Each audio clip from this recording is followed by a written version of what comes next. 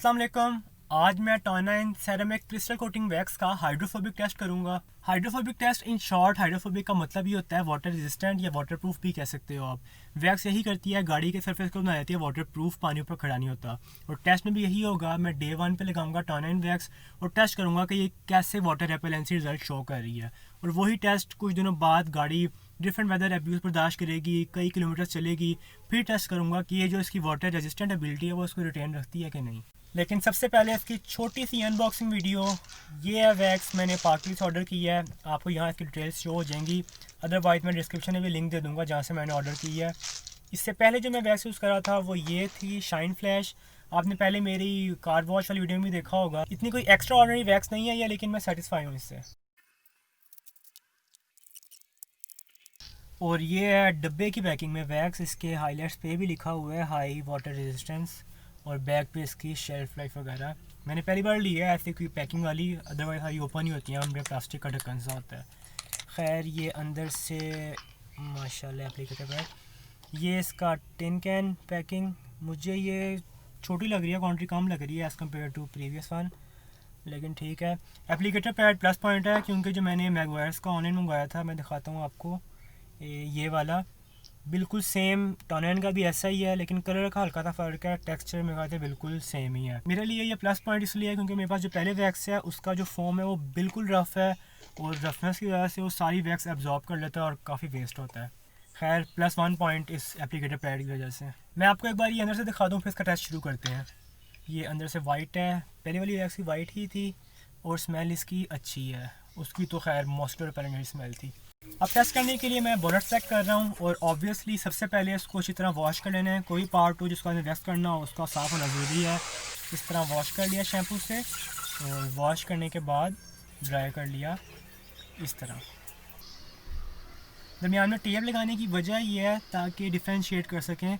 जो left side होगी इसको मैं वैक्स करूँगा, और राइट साइड को मैं सिंपल छोड़ दूँगा ताकि कंपेयर कर सकें। वैक्सिंग उसी तरह सर्कुलर पैटर्न में। अगर आपको ये नहीं पता वैक्सिंग कैसे करते हैं तो डिटेल वीडियो मैंने बनाई हुई है, आपको ऊपर भी लिंक शो हो जाएगी और नीचे डिस्क्रिप्शन में भी शो हो जाएगी। वैक्स लगाने के बाद विंटर्स हैं से 10 से 15 मिनट इसको छोड़ देना है, और फिर साफ़ करना है, प्रेफरेबली माइक्रोफाइबर से।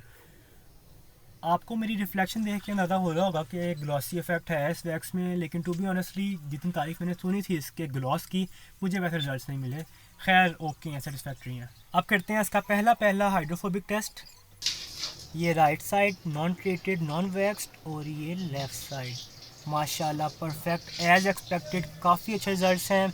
पानी का एक कतरा भी ऊपर रुक नहीं रहा, साथ ही बह रहा है जैसे आप देख सकते हो। एक और एंगल से परफेक्ट। राइट साइड पे जो कर्व है वहाँ से पानी बह रहा है, बाकी रुक जाता है, लेकिन लेफ्ट साइड पे सारा ही ड्रेन हो रहा है। इसका असल टेस्ट तब होगा जब मैं इसको कुछ दिनों तक डिफरेंट वेदर में ड्राइव करूँगा। वेदर एब्यूज़ बर्दाश्त करेगी ये। अभी ये अच्छे रिजल्ट ही शो करेगी क्योंकि मैंने इसको अभी भी वैक्स किया है, और इसकी प्रॉपर्टी यही है वैक्स की कि ये वाटर को रिपेल करती है।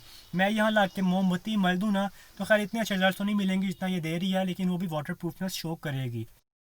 तो जी मैंने 12 डेज़ गाड़ी को ड्राइव कर लिया है। इन 12 डेज़ में मैंने 511 प्लस किलोमीटर ड्राइव किए हैं, जो टू मच हैं। इसमें मैंने सनी वेदर भी एक्सपीरियंस किया, लकीली रेनी वेदर भी था, ऑब्वियसली फॉगी वेदर भी, और डस्टी वेदर भी।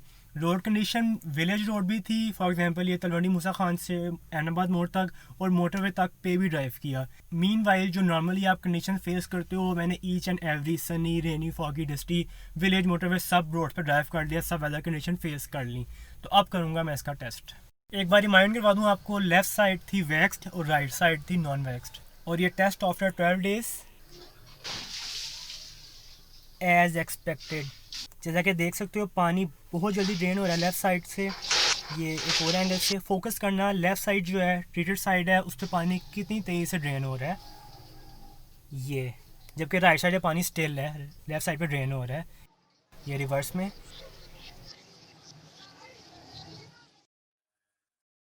मैं आपको एक और एंगल से दिखाता हूँ। यहाँ जितना मर्ज़ी पानी बहा लो, साथ साथ ही ड्रेन हो जाता है जैसे कि आप देख सकते हो। लेकिन यहाँ छोटे छोटे वाटर ड्रॉप्स हैं जो आई गेस नहीं होने चाहिए थे, लेकिन मोस्टली जो पानी है 95% पानी है वो ड्रेन हो गया है। जबकि राइट साइड पे जो बोनट कर्व होने की वजह से पानी थोड़ा बहुत ड्रेन होगा और बाकी रह जाएगा स्टिल। मैं ये हाईलाइट करता हूँ ये। और ये लास्ट व्यू राइट एंगल से मुझे काफ़ी विजिबल लगा ये नॉन ट्रीटेड साइड, थोड़ा बहुत पानी ड्रेन हुआ कर्व की वजह से, बाकी हो गया स्टिल। और ये लेफ़्ट साइड ट्रीटेड साइड पे जितना मर्ज़ी पानी बहा लो साथ साथ ही ड्रेन होते जा रहा है, परफेक्ट। और ये इतने अच्छे results after 12 days 500 plus kilometre drive किए, sunny weather, rainy weather, foggy weather, सब में मैं इस वैसे सेटिस्फाई हूँ। ग्लॉस नो डाउट मुझे कम लग रहा है, ये मेरा अपना रिव्यू है, क्या पता मैं ज़्यादा एक्सपेक्ट कर रहा हूँ इससे, लेकिन जो वाटर रेजिस्टेंट प्रॉपर्टीज़ हैं वो इसकी एक्सीलेंट हैं। तो मेरी तरफ से इस वैक्स को 5 में से 4 मार्क्स हैं। थैंक्स फॉर वॉचिंग, अल्लाह हाफिज़।